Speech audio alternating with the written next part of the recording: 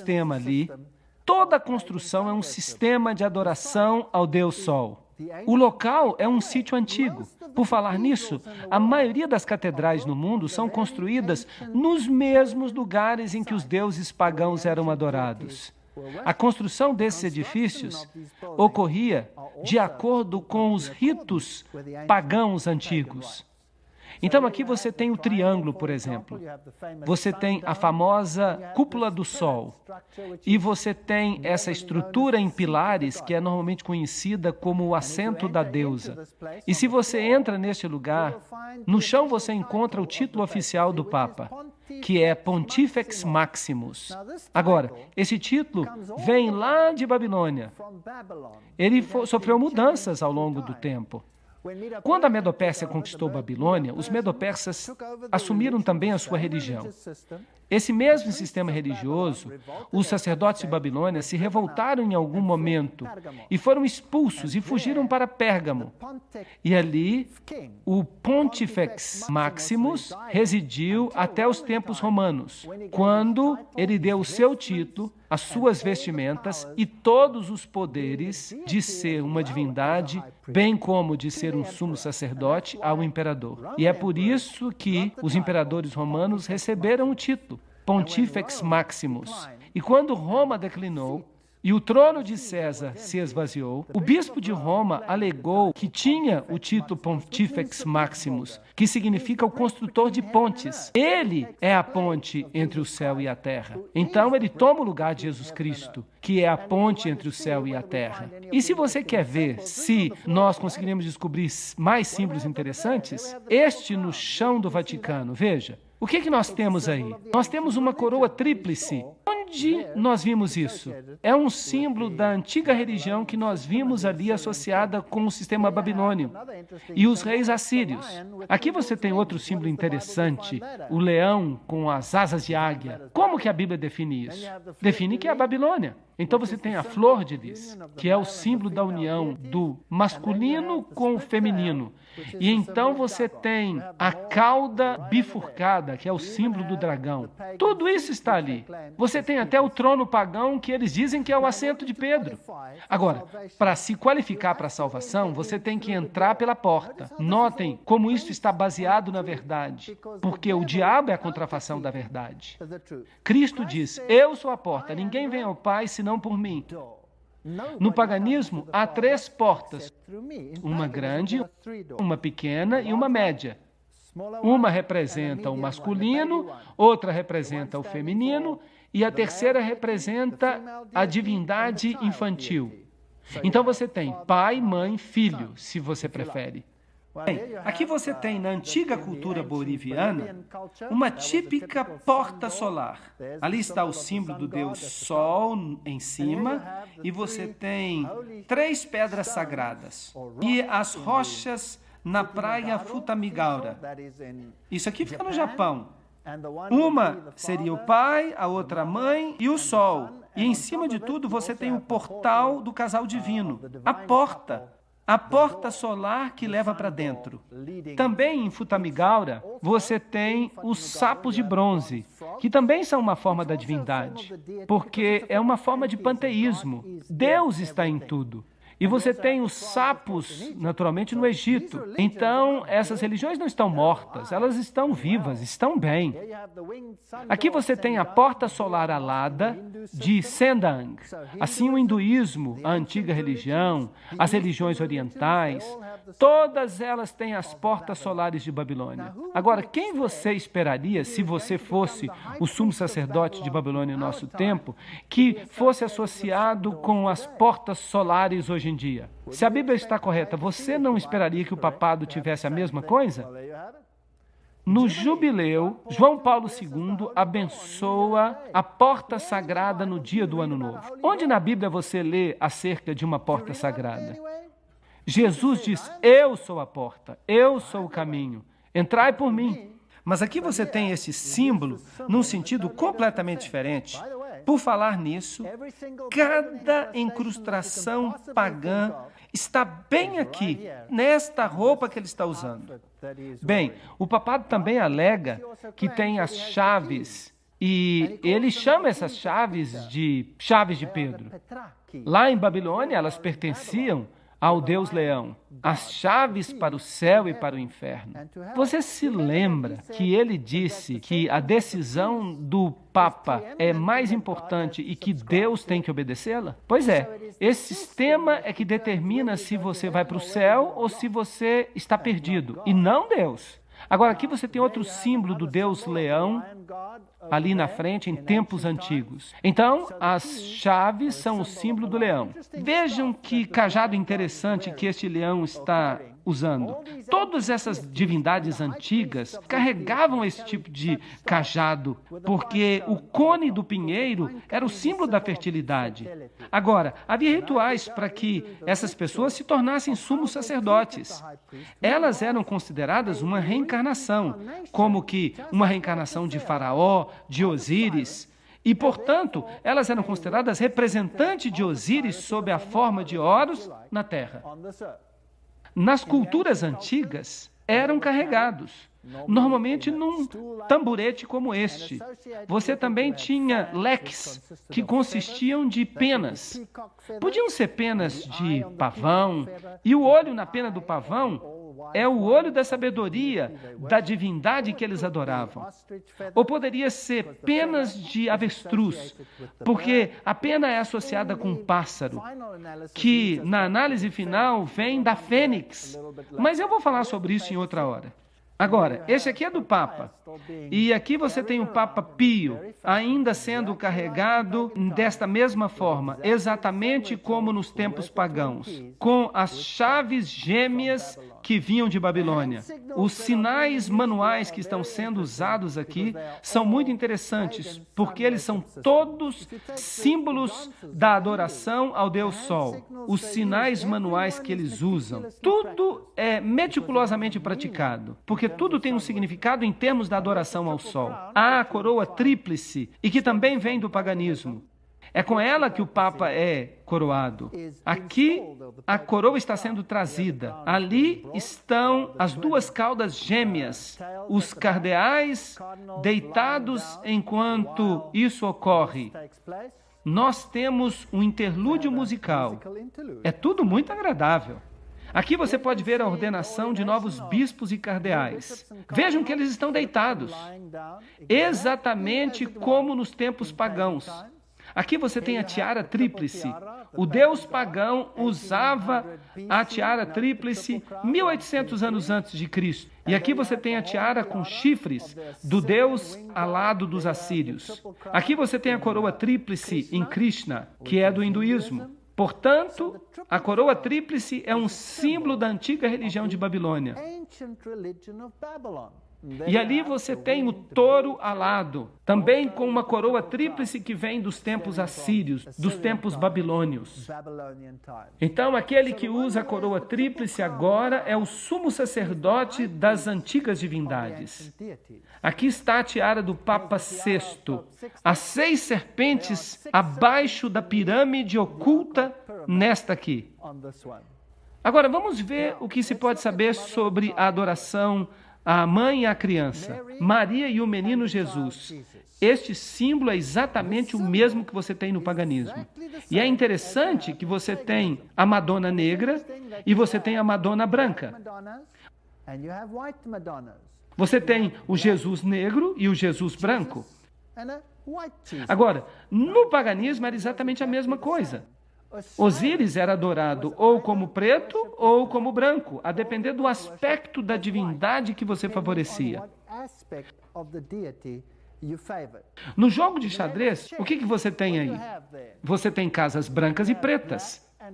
E o jogo de xadrez é planejado, é um jogo oculto, planejado desde a antiguidade através da maçonaria, para mostrar que, de fato, o peão não somente destrói o rei, mas você pode promover o peão à rainha.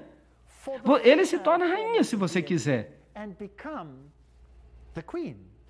Então, o preto e o branco, ambos eram símbolos que já estavam presentes na adoração a Osíris e no culto a Ísis. E você também tem isso no catolicismo. Você tem a Madonna negra e você tem a Madonna branca.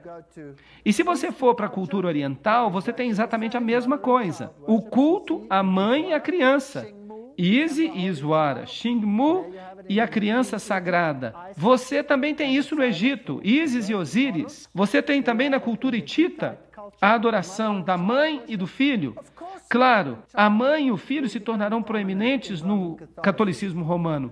Mas se você quer fazer com que as pessoas creiam que eles representam alguma coisa, você tem que dar nomes aos deuses. Isso não é problema. Esses nomes têm mudado através da história. Os gregos não tinham os mesmos nomes que os medo-persas. Eles não tinham os mesmos nomes que os egípcios. Eles não tinham os mesmos nomes que os babilônios. Mas tudo era um deus apenas.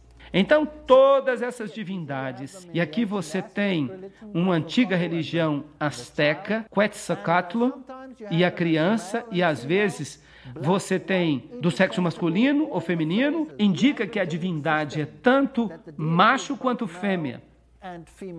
A Madonna negra está na Igreja Católica Romana, e os messias negros são também comuns.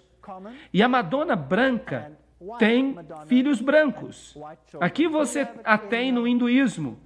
Esta vem do Museu Britânico. Aqui você tem a mãe, ali você tem a criança sagrada, aquele que vai ser o Salvador. Isso é paganismo. Nada tem que ver com o cristianismo, porque Jesus diz: há apenas um mediador entre Deus e o homem. E quem é ele? O homem Jesus Cristo. Você não tem outro mediador. Maria nunca vai tomar o lugar de Jesus. Nenhum santo vai tomar o lugar de Jesus. Nós não precisamos de ninguém como mediador. Isso é paganismo, não é cristianismo. Aqui está Ísis em sua forma espírita, quando ela se aproxima dos rituais da nova era. Suas manifestações. Nós vamos tratar disso em outra palestra. Aqui você tem os símbolos, os antigos símbolos pagãos de Hermes e Ísis, bem aqui, com a estrela de 6 pontas no meio do círculo. Ou as estrelas de 5 pontas em outros lugares são também usadas. Este símbolo, onde vocês acham que eu achei?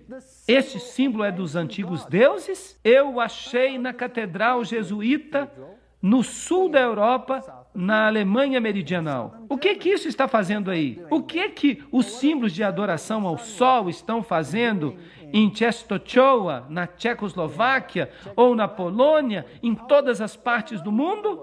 Vamos dar uma olhada, então, na nova enciclopédia católica, que diz: Pio XII afirmou fortemente que Maria é rainha. Então, aqui nós temos uma rainha no céu, mas Beltis era também chamada de rainha do céu, inserindo no calendário 31 de maio uma nova festa de Maria Rainha. Então, Maria remodelada, reformada, para se encaixar nos sapatos da antiga divindade e colocada na frente do povo como nova mediatriz. Isso é muito triste porque Jesus é tirado da equação. Eu não estou tentando derrubar Maria. Maria era uma mulher abençoada, ela era uma boa mulher, mas a sua herança está sendo mal usada aqui.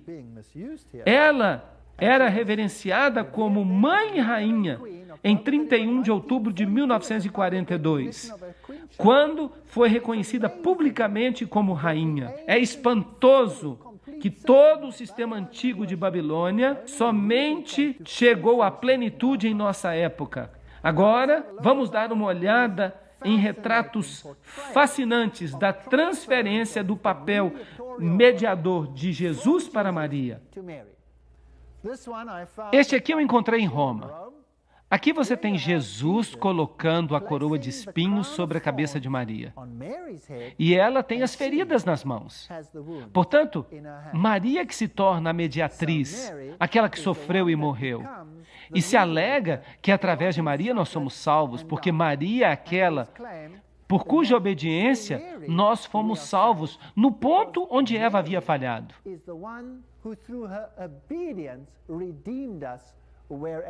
Agora, lembrem-se que eu fui católico. Eu fui um católico devoto por muitos anos. E eu fiquei abismado, como vocês também provavelmente estão hoje à noite. Agora, essa antiga deusa, ela era parte de um rito de fertilidade e as pessoas oravam para ela buscando fertilidade, amamentação. Será que Maria também preencheu esse papel? Absolutamente. Vamos até a Gruta do Leite. Sim, a Gruta do Leite em Belém, muito perto da Igreja da Natividade. Vamos descer comigo até a Gruta do Leite. Aqui você tem um símbolo, está na igreja, mas esta é a figura que eles usam como símbolo. Maria com o seu seio do lado de fora, símbolo de fertilidade. Ela amamenta o filho e as pessoas vêm até esta gruta e vêm aos montes para orar quando tem problemas de fertilidade. Agora, se você olha para o teto da caverna, você encontra essas manchas brancas.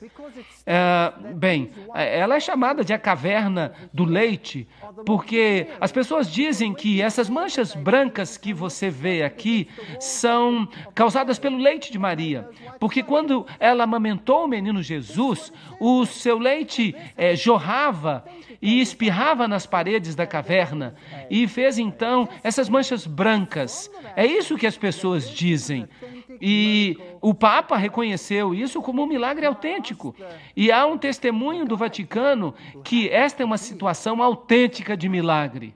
Eu perguntei para o guia que estava conosco e também era o cantor da Igreja da Natividade. Eu perguntei para ele, com licença, eu estou um pouquinho curioso. Essas manchas brancas que nós estamos vendo na parede, eu as vi em muitas outras cavernas também. Nas outras cavernas, elas também são o leite de Maria? Não. Aquelas são naturais, mas essas aqui são do leite de Maria, percebe? Agora, isso pode parecer um pouco ridículo, mas eu vou mostrar para vocês que o mesmo culto da fertilidade que acontecia em relação às divindades antigas também está acontecendo com Maria. E quando você pensa nisso, isso me deixa doente. Se ela é a rainha do céu, isso significa que ela é a deusa do céu. E aqui você tem uma figura católica em que anjos estão coroando Maria como rainha. E aqui você tem, na entrada de uma outra catedral na Europa, você tem Maria sendo coroada pelo Pai e pelo Filho como rainha do céu, enquanto os adoradores, ao fundo, não estão adorando nem o Pai nem o Filho. Eles estão adorando Maria.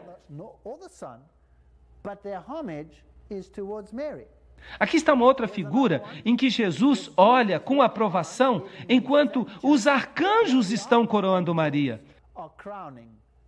E aqui você tem uma outra em que pai e filho coroam Maria diretamente. Agora, não é nem mais um anjo. É o próprio pai, o próprio filho. E aqui você tem o Papa orando na frente da estátua de Maria. E até ele está coroando Maria. Então você tem todo o ritual, você tem todo o sistema do paganismo construído para tornar Maria Beltis, a rainha do céu, aquela que aplaca a ira, aquela que fica em pé no lugar do verdadeiro mediador. Então, nesta figura aqui, você tem o Espírito Santo e mais acima você tem Maria no centro. E se você observa os olhares do discípulo, para onde eles se dirigem? Para cima ou para Maria? Para Maria. Ela se tornou a mediatriz. Agora, será que nós encontramos este símbolo em templos antigos? Claro que sim. Essa divindade feminina também era adorada como pomba. E ali você tem a pomba dupla, que era também um símbolo de duas cabeças, que pode também ser interpretado mais tarde como uma fênix de duas cabeças, ou uma águia de duas cabeças, que é um símbolo interessante da maçonaria por falar nisso. E aqui você tem o símbolo da ONU, a pomba, que é um símbolo usado pelas Nações Unidas para representar a paz. Aqui está uma outra figura da pomba, símbolo da ONU. E a pomba representa a força mais suave e toma o lugar do Espírito Santo. Então, a deidade feminina é também aquela de quem emana uma gentileza, uma força terna, o Espírito Santo. Então, quando você encontra este símbolo da pomba em muitas roupas de sacerdotes, você nunca pode ter certeza se é uma referência ao Espírito Santo ou se de fato é uma referência à ONU. E quando ele aparece sob os raios do sol, será que ele pode simbolizar o cristianismo? Ezequiel 8, 13 a 14 diz: maiores abominações que farão. E ele então me trouxe à porta da casa do Senhor, e eis ali sentadas mulheres pranteando Tamuz. Percebemos que o antigo Israel foi enganado para adorar a mãe e a criança. E o Israel moderno está sendo enganado. Eu estou falando sobre o Israel espiritual. Está sendo enganado a fazer o mesmo. E é interessante que esses deuses antigos estavam sempre associados com lugares escuros. Eles estavam associados com grutas. A deusa Diana, ela era a deusa da caça. E muitas vezes uma gazela ou um veado eram associados com ela também. E ela também, nas culturas pagãs, emanava da caverna. Ela saiu de uma caverna. E aqui você tem nessas descrições, você tem estátuas dentro de cavernas. Agora, estas estão em catedrais. Esta aqui é uma catedral jesuíta importante na Tchecoslováquia. E ali você tem essas divindades, ou estátuas delas dentro de cavernas.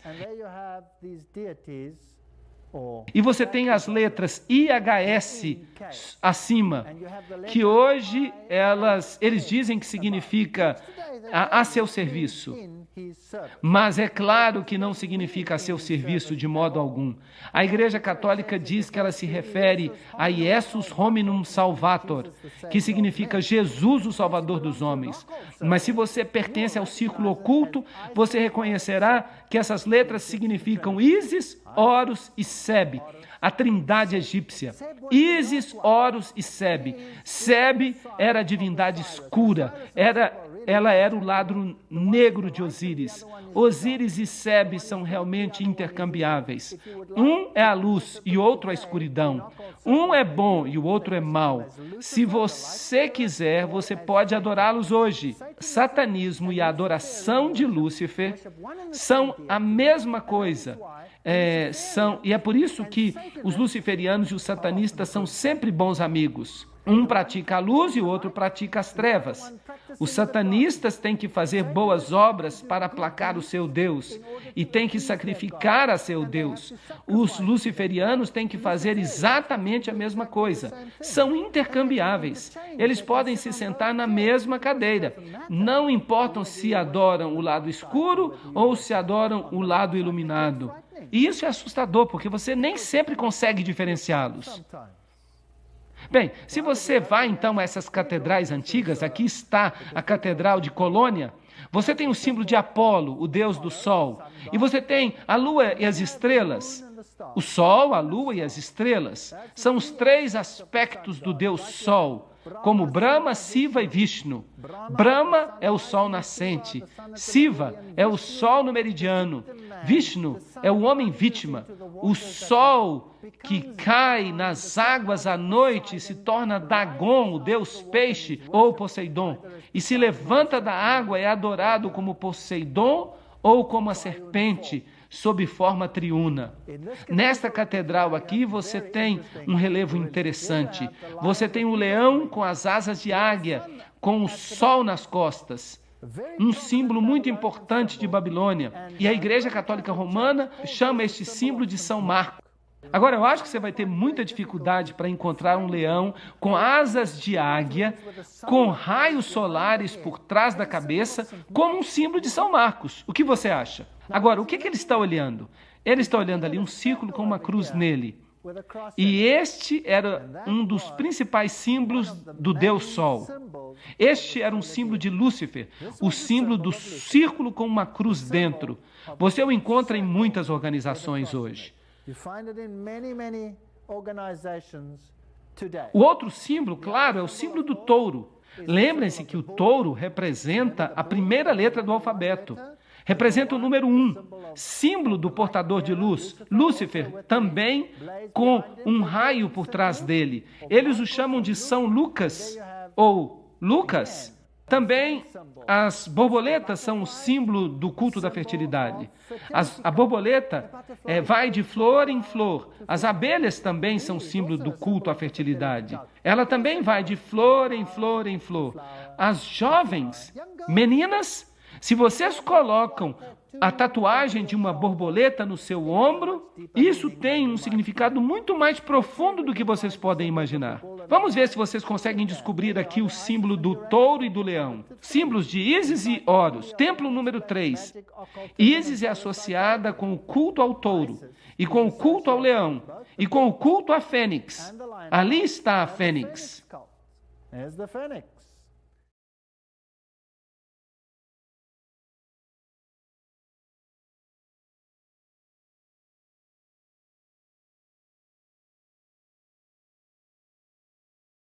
Muito bem, vamos voltar para o catolicismo. Se você vai a uma igreja ou a um mosteiro católico, ali há jardins, e no jardim você encontra Maria geralmente representada numa situação de caverna. Ela é a deusa da gruta. Onde você lê uma coisa parecida com essa na Bíblia? A deusa da gruta. E Maria, no porão da catedral, está também na caverna e sai da caverna. E aqui você tem a forma oculta de escrever Maria. O M está em maiúsculas aqui. M. O M é maiúsculo aqui. Se você virar o M de lado, ele vira um sigma, que é o símbolo usado no mundo do ocultismo. A maçonaria usa o M também como sua marca principal de identificação. Então você tem o A, que é um triângulo, e você tem um triângulo de 60 graus. 60 graus é um triângulo, 6, 6, 6. O ponto do olho está por cima, no topo, e o ponto se torna o símbolo do Sol. Ele também tem outra conotação, bem perigosa, mas eu vou deixá-la de fora por enquanto. E então você chega a Reia, que é a antiga deusa do Oriente. Aqui ela está em toda a sua glória saindo da caverna. E é interessante que você também a encontra no paganismo em 3 arcos. E você pode vê-los aqui. Agora, eu já mostrei para vocês os 3 arcos dos templos antigos. Nós fomos a um templo e eu mostrei a vocês 3 arcos. E eu disse, esses arcos têm ligação com o paganismo. No catolicismo, você encontra 3 arcos associados com as divindades. E a deusa ou os deuses sempre saem da caverna. E é por isso que na Catedral de Lourdes você tem o Papa orando na gruta. Agora, isso não vale apenas para o catolicismo. Isso vale para todas as religiões pagãs. A deusa Diana era a deusa das florestas. E ela era também a deusa da caça. Então é isso que você tem aqui. No Japão, você tem uma outra festa interessante. Esta é a deusa do sol, Amaterasu, enquanto ela emerge da caverna. Em suas festas anuais, eles celebram essa deusa. Notem que a face dela é pintada de branco e as suas mãos também são pintadas de branco. Quando as pessoas fazem mímica, por exemplo, as pessoas pintam as mãos de branco e pintam os rostos de branco. Esses são rituais antigos que podem ser ligados à adoração do sol. E nós os trazemos diretamente a nossas igrejas nos dias de hoje, como se fosse algo exclusivo, excitante. Mas, em última análise, nada mais é do que adoração ao sol. Agora, vamos tomar como exemplo a cultura africana. Quando acontece o ritual de passagem da fertilidade para a idade adulta, então eles também pintam o rosto de branco, de barro, e pintam as mãos. Então, é daí que tudo isso vem. E ela é a que esmaga a cabeça da serpente, mas Cristo é quem deveria esmagar a cabeça da serpente. Por ironia, ela não apenas esmaga a cabeça da serpente, ela nutre a serpente. porque a serpente, através dela, representa a morte e a ressurreição, e é a contrafação da morte e ressurreição de Cristo. Assim, através do feminino, você tem o poder de fertilidade para produzir nova vida. E, portanto, isso tudo tem pesadas conotações sexuais. Encontramos a mesma coisa no catolicismo? Sim, infelizmente. Porque o catolicismo de hoje é a derradeira forma da religião antiga de Babilônia. E, portanto, infelizmente, o papado deve ser o sumo sacerdote dessa religião pagã e oculta antiga. Ali você tem Maria vestida de azul e branco. E ali ela está em pé sobre a serpente como a antiga deusa. E ela está em pé numa meia-lua, que é o símbolo do útero e o símbolo da deidade feminina. Por falar nisso, o azul pode ser a cor da obediência. Se você pega o santuário, o azul é a cor da obediência. Mas se você pega o lado negro do culto, então no outro lado você tem azul e branco, que é obediência e também justiça. Mas se você vira a deidade para o outro lado, então você tem o preto, e você tem a Madonna negra, e ela também tem azul. E o azul se torna a cor da promiscuidade. O azul é a cor da promiscuidade. Você já ouviu falar de filmes azuis? Vejam que os dois lados são adorados. Você tem Maria em pé sobre a cabeça da serpente. Agora vamos ver o que o catolicismo romano diz. Este aqui vem da catedral, a Catedral de Santa Maria na Cidade do Cabo. E o pecador diz que aqui está a Imaculada Maria, na presença de toda a corte celeste. Eu te escolho hoje para minha mãe e senhora. Eu me entrego e me consagro a ti como teu servo, o meu corpo e a minha alma, os meus bens, tanto no interior quanto no exterior, mesmo o valor de todas as minhas boas ações, quer do passado, quer do presente ou do futuro, sem exceção, de acordo com o teu beneplácito, para a maior glória de Deus, neste tempo e na eternidade. Amém. Então, quem de fato se torna a principal divindade em sua vida? É Jesus ou é Maria? Deve ser Maria. Então, substituiu-se Jesus por outra divindade. Agora, eu fiquei admirado, eu fiquei petrificado quando eu vim aqui na Síria. Eu estive recentemente na Síria. Eu fiz uma turnê por cidades antigas, sítios arqueológicos, e eu cheguei aqui a uma cidade chamada Sardes. Ela fica numa região totalmente islâmica. E aqui está essa grande estátua de Maria. E você tem essa imensa estátua de um veado. Agora, de acordo com a história, o rei, um antigo rei, estava viajando por aqui. E ele viu o veado. E ele foi caçar o veado. E ele deixou as suas tropas para trás. E ele pegou o seu arco e a sua flecha e atirou no veado. Mas o veado se transformou imediatamente em Maria. E Maria disse a ele: você precisa construir um mosteiro para mim neste lugar. Agora, este lugar não é um lugar de adoração apenas para católicos, mas para muçulmanos também. E isso é interessante, porque é aqui que as duas religiões se encontram. E aqui os milagres ocorrem. E neste mosteiro em particular, eles têm uma imagem. E essa imagem foi supostamente desenhada por nenhum outro senão pelo apóstolo Lucas. É uma imagem de Maria com a criança.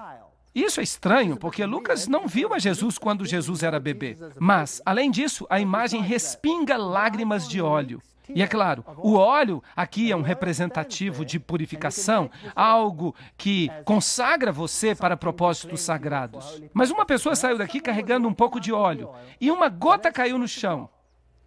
E é claro que essa gota se transformou na imagem de Maria.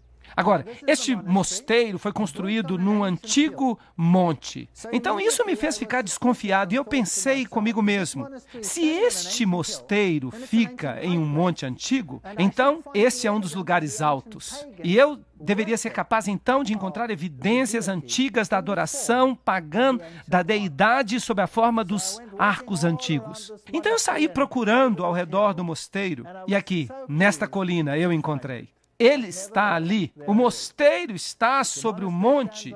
É um lugar alto, antigo. Esta é a caverna. Ela está selada com a cruz, onde a antiga adoração acontecia. Há os arcos tríplices. E eles têm inscrições gregas. E eles são dedicados aos deuses pagãos da antiguidade. Então, pode-se dizer que o catolicismo nada mais é do que uma forma embelezada da antiga religião de Babilônia. Aqui está o lugar onde a gota caiu. E eles têm esta barra aqui com todas essas trancas. Eu não sei para que essas trancas servem. Elas não trancam nada. Ali é o lugar onde a gota caiu e se transformou na imagem de Maria. Vou aumentar para vocês. Aqui está. E esta é a antiga pintura que supostamente foi pintada por Lucas. E você tem todas essas incrustações antigas e formas pagãs de adoração. Aqui está o bebezinho, que é supostamente Jesus, e é adorado nesta catedral em Roma como Tammuz.